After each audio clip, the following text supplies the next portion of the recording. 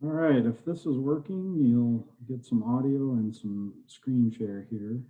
Thought I'd take a minute and show people how to install OpenPilot from Jason Schuler or someone else's port using Workbench. So if you've just gotten your EON or Comma 2, you can download this Workbench utility from github.com, jfrux Workbench. Download the executable. I already have it on here. So I'm going to go ahead and run it. This is going to give you the utilities you need to connect to the EON or Comma 2. After it launches, there's an option here to scan for device. So if you click on that, it's going to take a second and then this blue bar will come up. And if it finds it, you get a green check mark. If you don't, you can still add it and enter the IP address if you know that or could look it up on the device. But once it finds it or you've entered it, you can just go ahead and click on that device, get connected. You may get a prompt first time if you want to trust it. Since I've connected to this IP before, it didn't ask me. But once you're at a shell prompt here, you can just click on Install OpenPilot.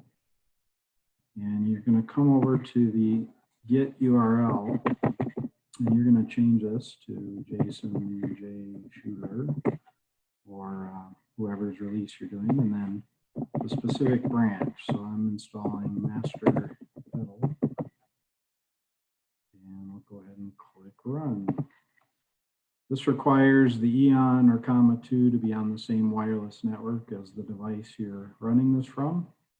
So even though the EON is in my car, in the garage, it has wireless connectivity into the house here. And I'm able to run this over SSH right now. So what it's doing right now, it's going out to GitHub to pull down a copy of this software.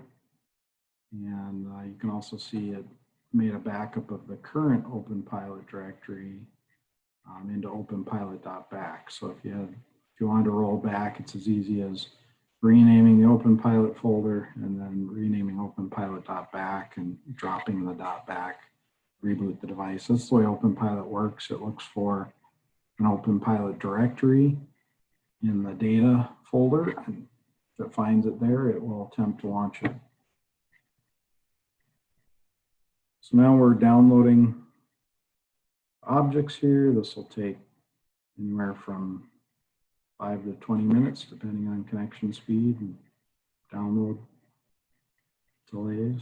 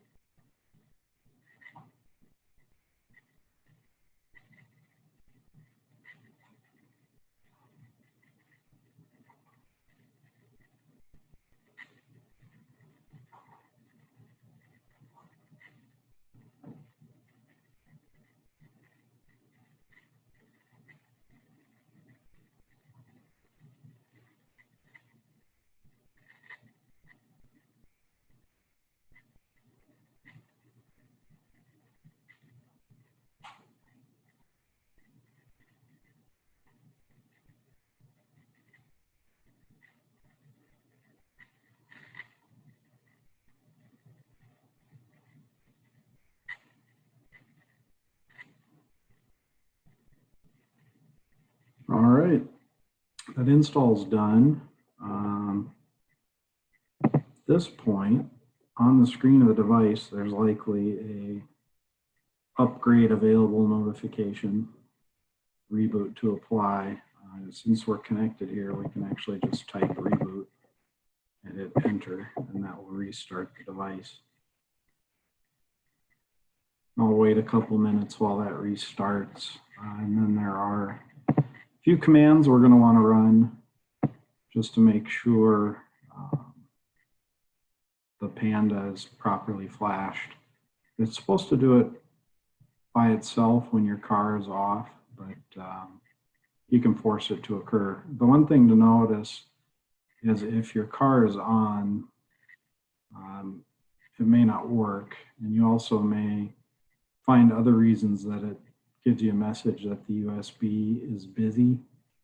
If it is, you can kill all the comma processes on the device with this command and then go through this list. And then typically that make command will work. This make command does the reflashing of the Panda device. So let's see if that device is back online. I'm going to rescan.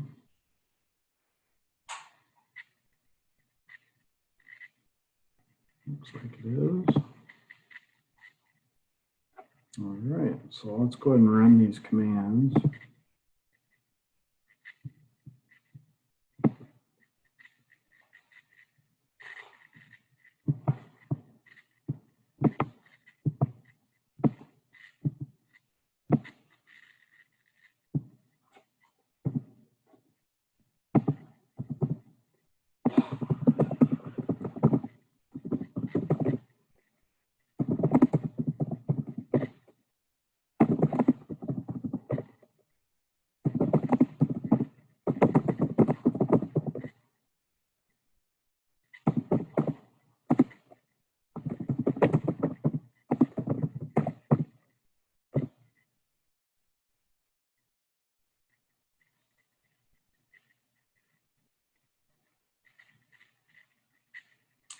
All right, and then this kill all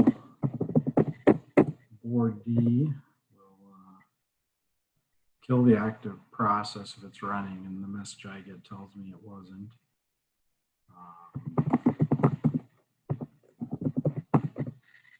And here is the command to flash the Panda. So it's important to watch this and make sure you don't get any errors.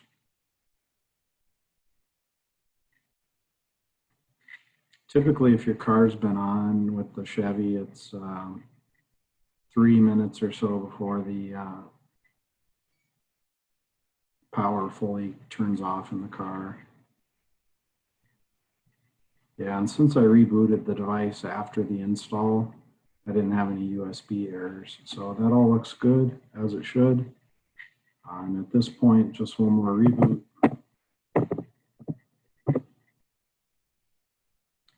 And now should be ready to go. That's it. Panda's flashed. Device is up to date with the latest code for Master Pedal. And I hope this is helpful. Any questions, feel free to post them. Thanks.